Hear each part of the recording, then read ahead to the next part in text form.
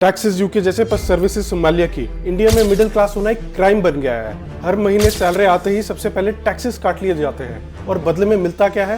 Pothole से बड़ी सड़कें, बिजली के कट्स और हॉस्पिटल्स जो खुद वेंटिलेटर पर हैं। सोचो जरा, जो पैसा आप अपनी फैमिली के ड्रीम्स और फ्यूचर को सिक्योर करने के लिए कमा रहे हो, वो सब सिर्फ इनएफिशिएंट सिस्टम के पेट भरने में जा रहा है। सड़क पे चलना हो तो डर लगता है, बिजली के बिना रात कैसे कटेगी ये सोचकर गुस्सा आता है, और हेल्थ इमरजेंसी आए तो पब्लिक हॉस्पिटल के नाम पे पैनिक हो जाता है। मिडिल क्लास की जिंदगी ऐसे लगती है जैसे एक मंझे में फंसा हुआ हो। पूरे सिस्टम का बोझ हमारे कंधों पर है, लेकिन फैसिलिटीज जीरो। क्या ये हमारे सपनों का भारत है? आखिर कब तक हम अपने सपने सैक्रिफाइसेस करते रहेंगे और एक सिस्टम के लिए एडजस्ट करते रहेंगे जो हमें वापस में कुछ नहीं देता? अगर आप भी ये स्ट्रगल फेस कर रहे हो तो इस वीडियो को एंड तक जरूर देखिए और अपना ओपिनियन शेयर कीजिए, क्योंकि बदलाव तभी आएगा जब हम आवाज उठाएंगे। अभी कुछ दिन पहले न्यूज में आया था कि विराट कोहली अपनी फैमिली के साथ लंदन शिफ्ट हो रहे हैं। फैंस के बीच में आउटरेज भी देखने को मिला, विराट देश क्यों छोड़े हैं। लेकिन क्या आपको पता है कि काफी Bollywood celebrities foreign passport hold करते हैं? ये सेलिब्रिटीज यहाँ काम करते हैं, हमारी इकोनॉमी से कमाते हैं, लेकिन ये देश के सिटीजन नहीं है। और ये बात सिर्फ सेलिब्रिटी तक सीमित नहीं है। क्या आपको पता है कि हर साल हजारों इंडियन मिलियनेयर्स अपने एसेट्स बेचकर अब्रॉड शिफ्ट हो रहे हैं? सिर्फ 2023 में ही 5100 HNIs high net worth individuals ने इंडिया को परमानेंटली बाय बाय बोल दिया। 2024 के एस्टिमेट्स के मुताबिक ये नंबर 4300 के आसपास है। और ये बात यही खत्म नहीं होती। हर साल लाखों स्टूडेंट्स पढ़ाई के लिए इंडिया से बाहर जा रहे हैं, लेकिन मेजॉरिटी कभी वापस नहीं आते।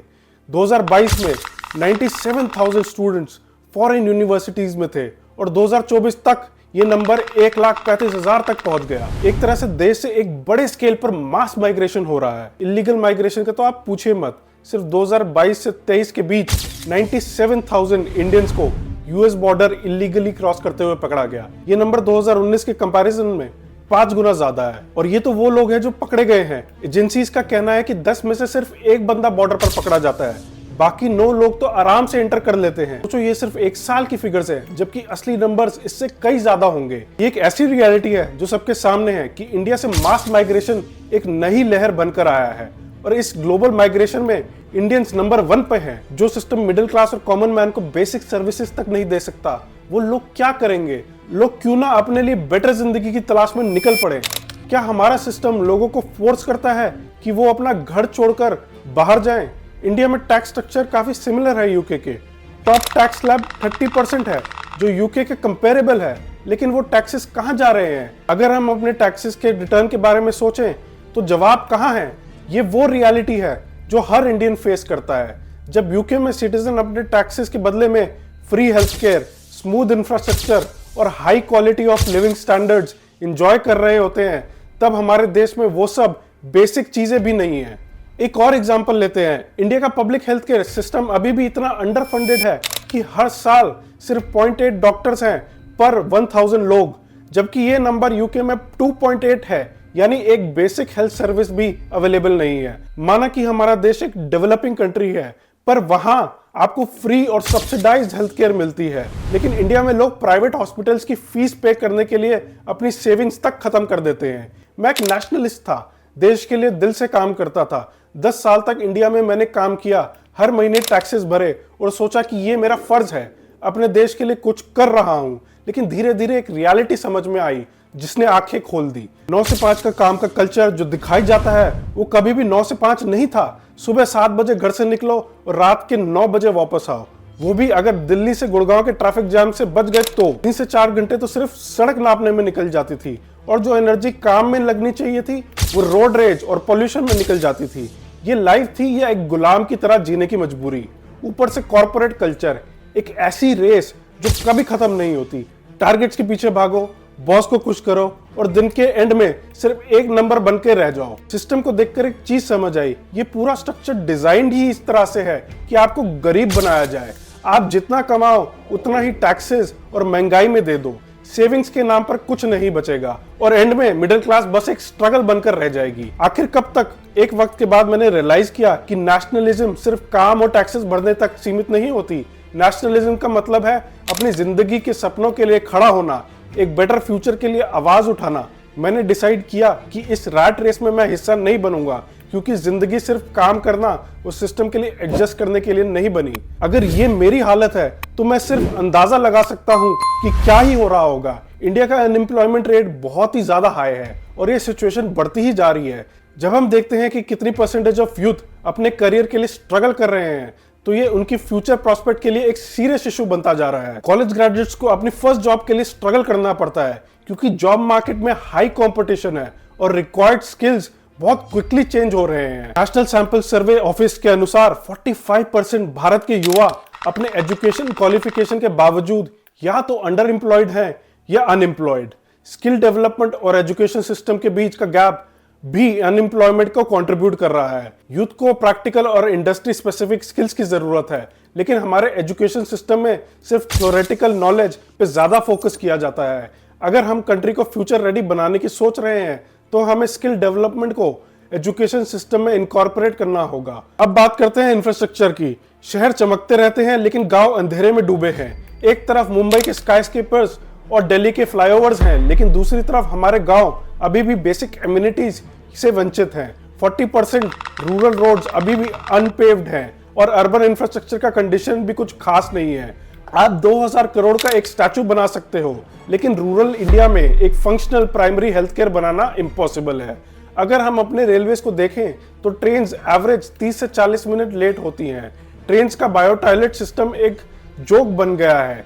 ग्लोबल इंफ्रास्ट्रक्चर इंडेक्स के मुताबिक इंडिया इंफ्रास्ट्रक्चर क्वालिटी में 44th रैंक पर है, जबकि चाइना सेकंड और यूएस फर्स्ट है। ये क्लियर इंडिकेशन है कि हमारे देश में इंफ्रास्ट्रक्चर का इंप्रूवमेंट कितना जरूरी है। अगर हम सिंगापुर और साउथ कोरिया जैसी कंट्रीज को देखें तो उनका फोकस हर सिटीजन की डेली लाइफ को इजी बनाने पर है। उनका पब्लिक ट्रांसपोर्ट एफिशिएंट है, रोडवेज वेल मेंटेन्ड और हेल्थ केयर एक्सेसिबल।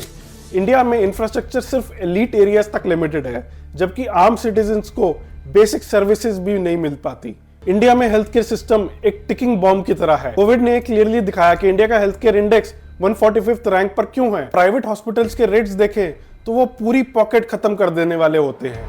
अगर आपके पास अच्छी इंश्योरेंस हो तब तो शायद आपका काम हो जाए, लेकिन अगर आप मिडिल क्लास हैं तो आपको अपनी सेविंग्स से सर्जरी करानी पड़ती है।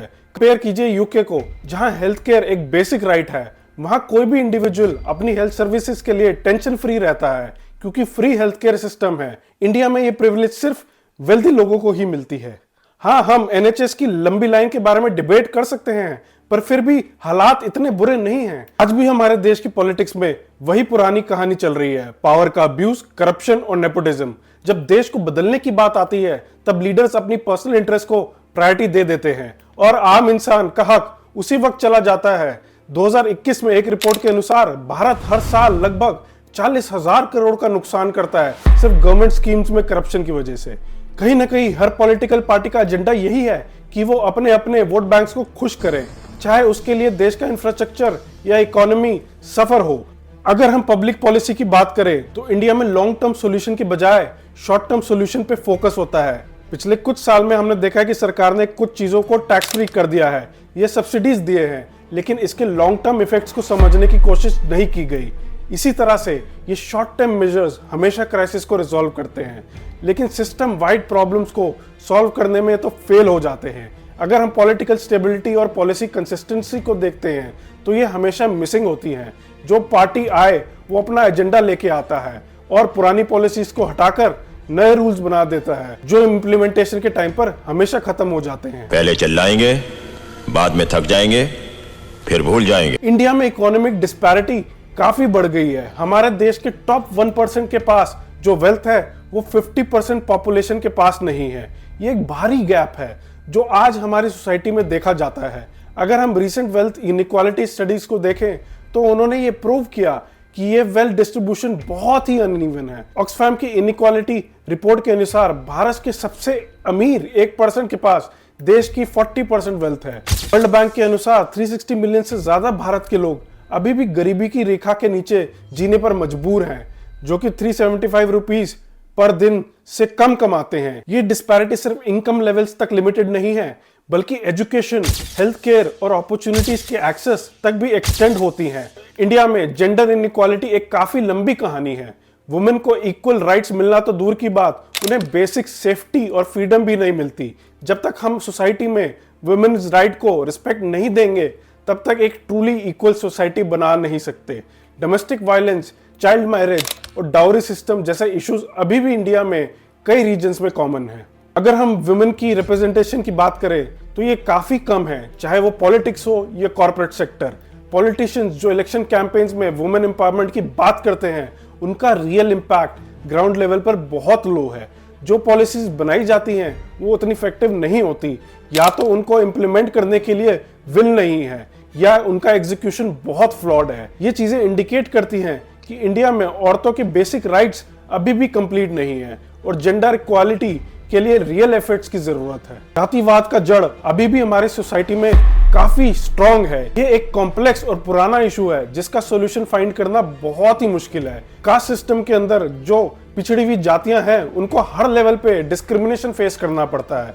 एजुकेशन, हेल्थ केयर, जॉब्स और even in some areas basic human rights भी उनको नहीं मिलते। हमारे लीडर्स और पॉलिटिशियन कास्ट बेस्ड रिजर्वेशन को पॉलिटिकल टूल बना के रख देते हैं, लेकिन ये रिजर्वेशन सिस्टम अपने आप में ही झोल है। ये सिस्टम अब इतना कॉम्प्लेक्स हो गया है कि लोग इससे बेनिफिट कर रहे हैं। कई लोग इसका गलत इस्तेमाल करके काफी ज्यादा अपॉर्चुनिटीज बना रहे हैं, जबकि जो सच में पिछड़े वर्ग के हैं असली बेनिफिट उन्हें नहीं मिलता। कहीं जातिवाद को पूरी तरीके से सिस्टम टैकल नहीं कर पाया है। आज भी हमें जातिवाद पॉलिटिक्स काफी देखने को मिलती है और ये एक मेजर सोशल इशू है जो इंडिया को यूनिटी और इक्वालिटी के रास्ते पर चलने नहीं देता।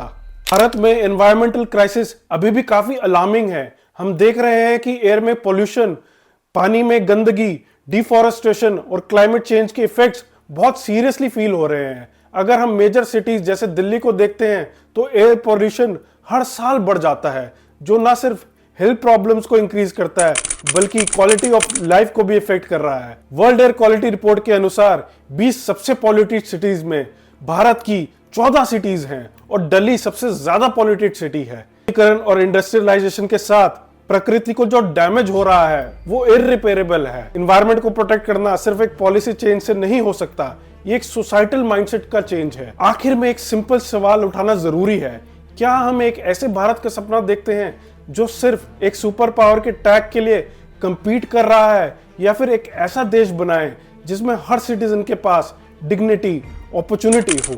फैसला हम सबके हाथों में है।